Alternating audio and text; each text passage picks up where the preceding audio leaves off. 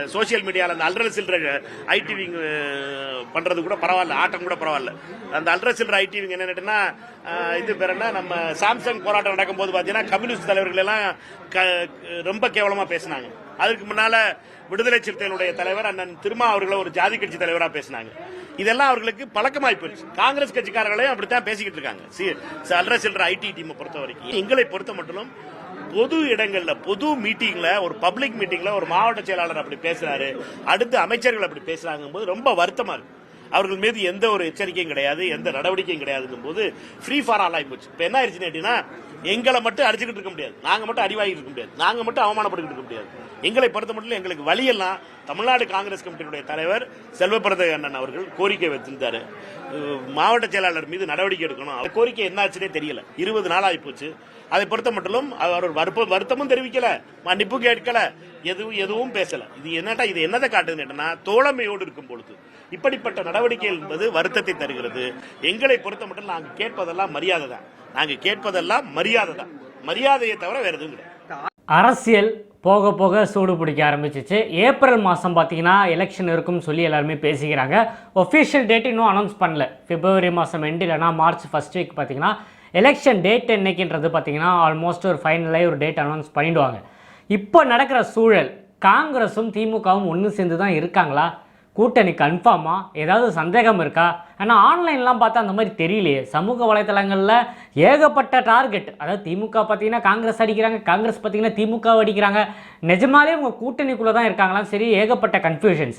அப்போ தான் நேற்று பார்த்தீங்கன்னா ஒரு செயற்குழு மீட்டிங் ஒன்று நடந்திருக்கு. யாருதுன்னு பார்த்தீங்கன்னா காங்கிரஸ் கமிட்டி இது. ஸோ அங்கே பேசின விஷயங்கள் நம்மளை யோசிக்க வச்சுது. ஸோ மக்களுக்கு இதை தெரியப்படுத்துவோம். இதுதான் நடந்துட்டுருக்கு, கள நிலவரம் இதுதான் நடக்குது. ஸோ வெளியிலேருந்து பார்க்குறவங்களுக்கு எதுவுமே தெரியாது, அரசியல் உள்ள என்னென்ன நடக்குது. அவுட்லுக்கை மட்டும் பார்த்து நம்பிட்டு இருப்பாங்க. உள்ள என்ன நடக்குது, அது என்ன பிரச்சனை போய்ட்டு தான் இன்றைக்கி நம்ம பேச போகிறோம்.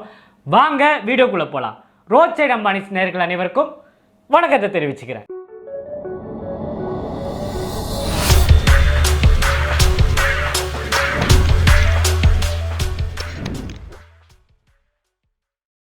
இதுக்கு முன்னாடி எலெக்ஷன் நடக்கும்போதெல்லாம் பார்த்தீங்கன்னா மக்களாகி யாருக்குமே சந்தேகம் கிடையாது. திமுக நின்றுதுன்னா அவங்க கூட கூட்டணி காங்கிரஸ் 100% உறுதி. இதில் எந்த சந்தேகமும் கிடையாது, வேறு வழி கிடையாதுன்னு கூட சொல்லலாம். அப்படி தான் இருந்தது ஆரம்ப காலத்துலேருந்து. ஆனால் 2026 இந்த எலெக்ஷன் மட்டும் ஏன் இவ்வளோ கன்ஃபியூஷன்ஸு, இவ்வளோ கேள்விகள், இவ்வளோ போட்டி, இவ்வளோ வாக்குவாதம்?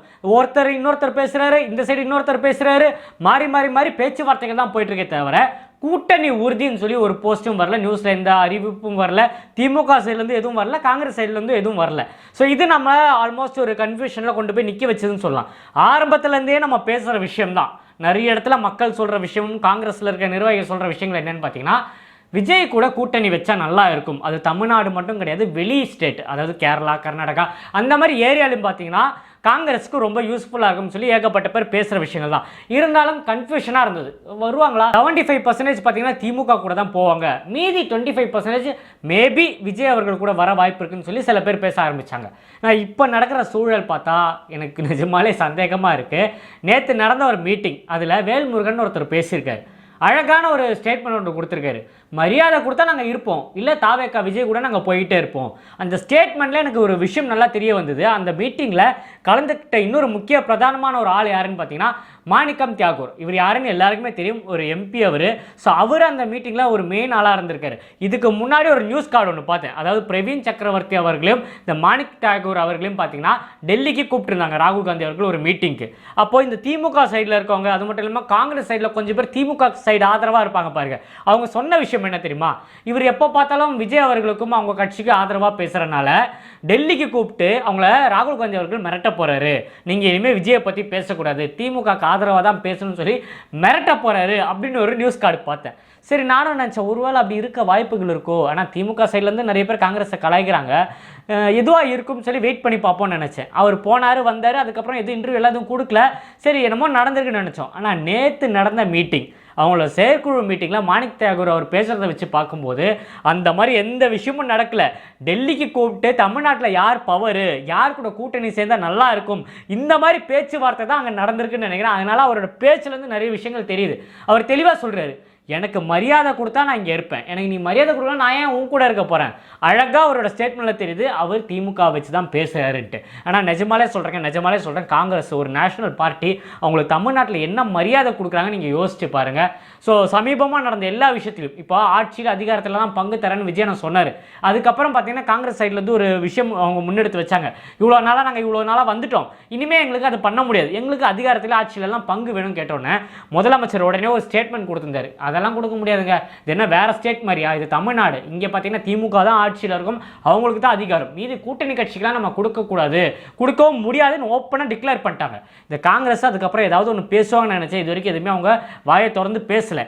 ஆனால் விடுதலை சிறுத்தை கட்சி தெளிவான ஒரு பாயிண்ட் ஒன்று சொன்னாங்க. அன்புமணி ராமதாஸ் அவர்கள் பார்த்தீங்கன்னா கூட்டணிக்கு வந்தாருன்னா நாங்கள் உங்கள் கூட்டணியை விட்டு வெளியே போயிடுவோம்னு சொல்லி திமுக கிட்ட விடுதலை சிறுத்தை கிளியரான ஒரு ஸ்டேட்மெண்ட் சொல்லிட்டாங்க. அதனால திமுக ஓகே விடுதலை சிறுத்தை நம்ம கூட இருக்கணும்ன்றனால அதை அப்படியே சைலண்டாக விட்டு அந்த சாப்டர் அப்படியே க்ளோஸ் பண்ணிட்டாங்க.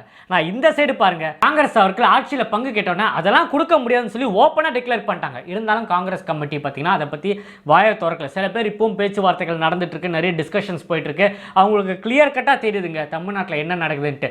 சீட் அதிகமாக கொடுக்கல, கம்மியாக கொடுக்கறது, எதுவாக இருந்தாலும் அவங்கள கேட்காம பண்ணுறது. ஒரு கூட்டணி கட்சி என்னும் போது விஜய் நான் சொன்னதான் எல்லாத்துலேயும் பங்கு கொடுக்கணும், டிஸ்கஷன் பண்ணணும், ஒரு திட்டம் அனௌன்ஸ் பண்ணுறோன்னா எந்தெந்த கட்சி கூட்டணி இருக்கோ அவங்கள வச்செல்லாம் பேசணும். இதெல்லாம் அவங்க பண்ணாமல் தனிச்சா காசை சுருட்டுறதுலேருந்து ஊழல் பண்ணுறது எல்லாமே திமுக. கூட்டணி இருக்கிறவங்க யாருக்குமே இதில் எந்த பங்குமே கிடையாதுங்க. ஸோ அவங்கலாம் பார்த்தீங்கன்னா அப்பாவே ஏமாந்துருக்காங்க, இவ்வளோ நாள் ஆள் இல்லை. இப்போ தலைவர் தளபதி விஜய் நான் உள்ளே வந்தனால ஒரு பவர்ஃபுல் லீடர், மாஸ் லீடர் உள்ளே இருக்கிறனால நீ இல்லைன்னா எனக்கு வேற ஆள் இருக்காங்க, அந்த மாதிரி பார்கெனிங் நடக்குது. அந்த விஷயம் தான் போயிட்டு இருக்கு. இப்போ ரீசெண்டாக மாணிக் தியாகர் சொன்ன இன்னொரு விஷயம் இருக்கு, அது பொதுமக்களுக்கு இந்த நேரத்தில் நான் தெரியப்படுத்துறேன். அதாவது ரீசெண்டாக ஒரு மீட்டிங் ஒன்று நடந்திருக்கு. அதில் பார்த்தீங்கன்னா கிட்டத்தட்ட 8 எம்பியை பார்த்தீங்கன்னா சஸ்பெண்ட் பண்ணியிருக்காங்க. அதாவது எல்லா எம்பியும் உள்ளே இருந்திருக்காங்க. ராகுல் காந்தி அவர்களை பேச விடாமல் மோடி அரசு, அதாவது பிஜேபி அரசு பார்த்தீங்கன்னா அந்த இடத்துல எதிர்த்து பேசும்போது இந்த சைட்ல இருந்து கொஞ்சம் பேர் பேசினாங்க. அது பேசினால 8 பேர் பார்த்தீங்கன்னா அங்கே வாக்குவாதம் நடந்துச்சு, நீங்கள் இந்த சபையில் வந்து நாகரிகம் இல்லாமல் பேசிட்டீங்கன்னு சொல்லி 8 பேரை சஸ்பெண்ட் பண்ணாங்க. அந்த 8 பேர் யாரு தெரியுமா? 8 பேரில் ஒருத்தர் கூட திமுகவை சார்ந்த எம்பி கிடையாது. எல்லாருமே யார் யார் தெரியுமா? காங்கிரஸை சேர்ந்த 7 பேர்.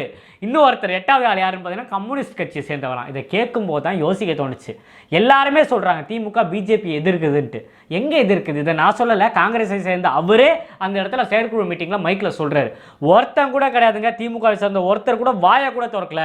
இதுலேருந்து என்ன தெரியுது அப்படின்றாரு. ஸோ மறைமுகமாக இவங்க கூட்டணியில் இருக்காங்க. ஸோ இவங்க எப்படிங்க பிஜேபி எதிர்த்து பேசுவாங்க? இவ்வளோ விஷயங்கள் நடந்துட்டு இருக்கு. இதெல்லாம் நடக்கும்போது தான் ஒரு விஷயம் தெளிவான ஸ்டேட்மெண்ட் சொல்கிறேன். விஜய் நான் சொன்ன விஷயத்தில் எல்லாருமே பார்த்தீங்கன்னா அவரோட பேச்சிலையும் அவர் சொல்கிற விஷயத்திலையும் அவருக்கு கூடுற கூட்டத்திலையும் மக்கள் அவர் மேலே வச்சுக்க நம்பிக்கையும் பார்த்தீங்கன்னா தமிழ்நாட்டு ஃபுல்லாக பேசும் பொருளாக இருக்குது. அவங்களுக்கு தெரிஞ்சிச்சு காங்கிரஸ் இப்போ நம்ம கூட கை கோத்தா சீட் அதிகமாகவும் கிடைக்கும், அந்த மாஸ் வேல்யூவும் இருக்கும், ஆட்சியிலும் பங்கு இருக்கும், அதிகாரத்திலும் பங்கு இருக்கும். விஜயனை பொறுத்த வரைக்கும் எல்லாமே டீம் எஃபர்ட்டு, டீம் டிஸ்கஷன் அழகாக முடிவு பண்ணி ஃபைனல் டிசிஷன் விஜயன் சொல்லுவார். அதுதான் பார்த்தீங்கன்னா தமிழக வெற்றி கழகத்தில் நடந்துட்டு இருக்கு. இன்ன வரைக்கும் கேண்டிடேட் யாருன்றது அவர் வாயால் வராமல் ஒருத்தர் கூட வெளியே சொல்ல மாட்டாங்க நான் தான் கேண்டிடேட். ஆனால் அது எல்லாமே தலைவர் தளபதி விஜயன் தான் அறிவிப்பார். எங்களுக்கு மக்களேக்கமாக இருக்கும்போது எங்களை அப்படி தான் வளர்த்தாரு. ஒவ்வொரு விஷயமா இருந்தாலும், எது நலத்திட்ட உதவி வந்து எதுவாக இருந்தாலும், என்ன பண்ணுறா இருந்தாலும் அது தலைவர் பார்வைக்கு போய் அவர்கிட்ட அப்ரூவ் வந்தால் தான் அடுத்த ஸ்டெப்பே அது மூவ் ஆகும். அந்த அளவுக்கு பார்த்தீங்கன்னா எங்களோட கட்டமைப்பும் எங்களோட கட்டுப்பாடும் அந்த அளவுக்கு இருந்திருக்கு. அப்படின்னும் போது இவ்வளோ பெரிய நேஷனல் பார்ட்டி வரும்போது அவருக்கு எந்த அளவுக்கு மரியாதை கொடுப்பாரு யோசிச்சு பாருங்க. ஒரு மிகப்பெரிய எக்ஸாம்பிள் சொல்கிறேன். நேற்று கூட ஒருத்தர் ஜாயின் பண்ணார், நீங்கள் பார்த்துருப்பீங்க, அதிமுகவை சேர்ந்த முன்னாள் அமைச்சர் ஒருத்தர் ஜாயின் பண்ணியிருக்காரு நம்ம கட்சியில். நல்ல செல்வாக்குள்ள ஒரு மனிதர். அதே மாதிரி நிறைய பேர், அண்ணன் செங்கோட்டையன் அவர்களாக இருந்தாலும் சரி, ஜெயஸ்ரீ பிரபாகரன் சாராக இருந்தாலும் சரி, இந்த மாதிரி ஏகப்பட்ட பேர் நம்ம கட்சியில் உள்ள வந்து இணைகிறாங்க. ஏன்னா மூத்த அரசியல்வாதிங்க அவங்க வந்து இணைகிறாங்கன்னா சும்மாலாம் கிடையாதுங்க. அவங்களுக்குன்னு ஒரு விஷயம் இருக்கும், அவங்களுக்குன்னு ஒரு வேல்யூ இருக்கும். வரவங்கலாம் சொல்கிற விஷயம் என்ன, இவர் சைட்லேருந்து நாங்கள் எம்ஜிஆரை பார்க்குற மாதிரி இருக்குது, இவருக்கு மக்கள் கொடுக்குற செல்வாக்கு எம்ஜிஆருக்கு கிடைச்ச மாதிரி இருக்குது. ஏன்னா அவங்க எல்லாருமே எம்ஜிஆர் கூட ட்ராவல் பண்ணவங்க. ஸோ அவரோட பேச்சு, அவரோட ஈர்ப்பு எல்லாமே எம்ஜிஆர் ரிசம்பிள் பண்ணுற மாதிரி இருக்குது. நிஜமாலே விஜய் அண்ணன் அரசியலில் ஒரு மிகப்பெரிய தாக்கத்தை ஏற்படுத்தி இருக்காரு. இல்லைனா இப்படிலாம் நடக்காது. தமிழ்நாடு ஃபுல்லாக பார்த்தீங்கன்னா விசிலே பேன் பண்ணுற அளவுக்கு ஆயிருக்கு. ஸோ அப்போ நம்மளோட வேல்யூ என்னன்னு நீங்கள் தெரிஞ்சுக்கோங்க. ஸோ கூடிய விரைவில் 2026 எலெக்ஷன் கூடிய விரைவில் வரப்போது, இன்னும் கொஞ்ச நாள் தான். அந்த கொஞ்ச நாளில் தலைவர் தளபதி விஜய் அண்ணன் யார், அரசியலில் அவர் பதிச்சிருக்க இடம் என்ன, மக்கள் இயக்கமாக இருக்கும்போது நாங்கள் பண்ண சேவைகள் என்ன, எங்களோட ரூட் என்னன்றது எல்லாமே 2026 எலெக்ஷனில் திமுக அரசு பார்க்க தான் போகுது. ஸோ நாங்கள் அதுக்கு ரெடியாக இருக்கோம். இப்போவே விஜய் அண்ணன் பண்ணுற எல்லாமே, அவரோட நடை உடை எல்லாமே, அவர் துண்டை சுற்றிட்டு வந்து அதே மாதிரி முதலமைச்சர் ஸ்டாலின் அவர்கள் துண்டை சுற்றிட்டு வராங்க. இதுக்கு முன்னாடி நிறைய பேர் திமுக சேர்ந்தவங்கலாம் பேட்டி கொடுத்து நான் பார்த்துருக்கேன். துண்டை சுற்றிட்டே வர்றாரு, டான்ஸ் ஆடுறாரு, என்னது செல்ஃபி எடுக்கிறாரு, இதெல்லாம் ஒரு கட்சி தலைவர் பண்ணுற விஷயமா அப்படின்னு கேட்டாங்க. இப்போ அது எல்லாமே திமுகவோட முதலமைச்சரும் துணை முதலமைச்சரும் ஸ்டேஜாக ரேம்ப் வாக் நடக்கிறது என்ன எல்லாமே விஜய் அண்ணனை காப்பி அடித்து பண்ணிட்டு இருக்காங்க. இதுக்கு நம்ம என்ன சொல்கிறது? இந்த வீடியோ பார்க்குற மக்கள் நீங்கள் தான் யோசிக்கணும், சிந்திக்கணும். ஸோ காங்கிரஸ் பிப்ரவரி 22 ஒரு நல்ல முடிவாக எடுப்பாங்கன்னு நினைக்கிறேன். எடுத்தால் அவங்களுக்கு நல்லதுன்னு தான் நான் சொல்லுவேன். ஆனால் அவங்களுக்கு கிடைக்கிற மரியாதை எல்லாமே, இப்போ புதுசாக வந்தவங்களுக்கெல்லாம் விஜய் நான் கொடுக்குற முன்னுரிமை நீங்கள் பார்த்துருப்பீங்க. எல்லா விஷயத்திலையும் அவங்களுக்கு கொடுக்குற மரியாதை இருக்கட்டும், அவங்களுக்கு கொடுக்குற போஸ்டிங்காக இருக்கட்டும், அவங்களுக்கு கொடுக்குற செல்வாக்காக இருக்கட்டும். ஜெயஸ்ரீ பிரபாகரன் அண்ணன் வந்தப்போ பார்த்தீங்கன்னா அவரை பார்த்தீங்கன்னா இந்த தேர்தலில் இந்த வாக்குறுதி ரெடி பண்ணுவாங்களே அந்த குழுவில் ஒருத்தராக போட்டிருக்காங்க. அதெல்லாம் மிகப்பெரிய பொறுப்பு. ஸோ அந்த மாதிரி ஒரு இடத்துல உட்கார வச்சிருக்காங்கன்னா எங்கள் அண்ணன் கொடுக்குற மரியாதை நீங்கள் என்னன்னு பாருங்கள். சீனியர்ன்றதுக்கும் எம்ஜிஆர் கூட இருந்ததுக்கும் ஒரு கட்சியிலேருந்து வராங்க நம்ம இப்போ எல்லாருமே பார்க்க ஆரம்பிச்சிட்டாங்க. இப்போ காங்கிரஸ் கட்சியாக இருந்தாலும் எல்லாருமே, அதிமுகவில் இருக்கோம், திமுகவில் இருக்கோம், எல்லாருமே பார்க்குறேன். என்னடா அது விஜய் கட்சிக்கு போனால் அவ்வளோ மரியாதை கிடைக்குது, அவ்வளோ சீனியர்னா அவ்வளோ இடத்துல உட்கார வைக்கிறாங்களே, அந்த மரியாதை சொந்த கட்சியில் நமக்கு கிடைக்கலேன்னு சொல்லி எல்லாருமே சிந்திக்க ஆரம்பிச்சிருக்காங்க. ஸோ வீடியோ யாராவது மாற்று கட்சியில் இருக்கோம் சிந்திச்சிங்கன்னா யோசிச்சு பாருங்கள். அடிமட்டத்தில் இருக்கிற யாராவது திமுகவில் சேர்ந்து அடிமட்டத்தில் இருப்பீங்க பாருங்க.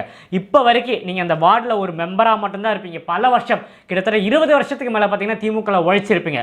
இப்போது நீங்கள் அதே இடத்துல தான் இருப்பீங்க. நீங்கள் தமிழக வெற்றி கழகத்துக்கு வாங்க, மக்களுக்காக உழைங்க. நீங்கள் இருக்கிற இடமே வேற. அதுக்கு ஒரு மிகப்பெரிய எடுத்துக்காட்டு நான் சொல்லி இந்த வீடியோ முடிச்சுக்கிறேன். ஸோ நீங்கள் இந்த வீடியோ பற்றி என்ன நினைக்கிறீங்கன்றதை மறக்காமல் கமெண்ட்டில் ஷேர் பண்ணுங்கள். அதே மாதிரி நிறைய பேர் என்னோட இன்ஸ்டாகிராம் ப்ரொஃபைல் பற்றி கேட்டிருந்தீங்க. வில்லிவாக்கம் ஜே அஸ்வின், அதான் என்னோட இன்ஸ்டாகிராம் ப்ரொஃபைல். ஸ்க்ரீனில் கூட காட்டுறேன், ஃபாலோ பண்ணிக்கோங்க. அங்கே நிறைய வீடியோ ரீல்ஸ் எல்லாம் போடுறேன். அதே மாதிரி ஃபேஸ்புக்லேயும் நமக்கு பேஜ் இருக்குது, ரோட் சைடு அம்பானிஸ்ன்ட்டு. ஃபாலோ பண்ணி வச்சுக்கோங்க. அங்கேயும் நிறைய கண்டென்ட்லாம் பேக் டு பேக் வந்துட்டு இருக்கு. உயிர் இருக்கிற வரைக்கும் தலைவர் தளபதியை பற்றியும் தமிழக வெற்றி கழகத்தை பற்றியும் பேசிக்கிட்டே இருப்பேன். இன்னும் நிறைய வீடியோவில் சந்திப்போங்க. Start taker பாபாய். நான் உங்கள் ஏஜே. நன்றி. சோசியல் மீடியாவில் அந்த அல்ட்ரா சில்ட்ர ஐடிவிங் பண்றது கூட பரவாயில்ல, ஆட்டம் கூட பரவாயில்ல. அந்த அல்ட்ரா சில்ட்ர ஐடிவிங் என்னன்னா இது பேர் என்ன, நம்ம சாம்சங் போராட்டம் நடக்கும் போது பார்த்தீங்கன்னா கம்யூனிஸ்ட் தலைவர்கள் எல்லாம் ரொம்ப கேவலமா பேசினாங்க. அதுக்கு முன்னால விடுதலை சிறுத்தைகளுடைய தலைவர் அண்ணன் திருமா அவர்களை ஒரு ஜாதி கட்சி தலைவராக பேசினாங்க.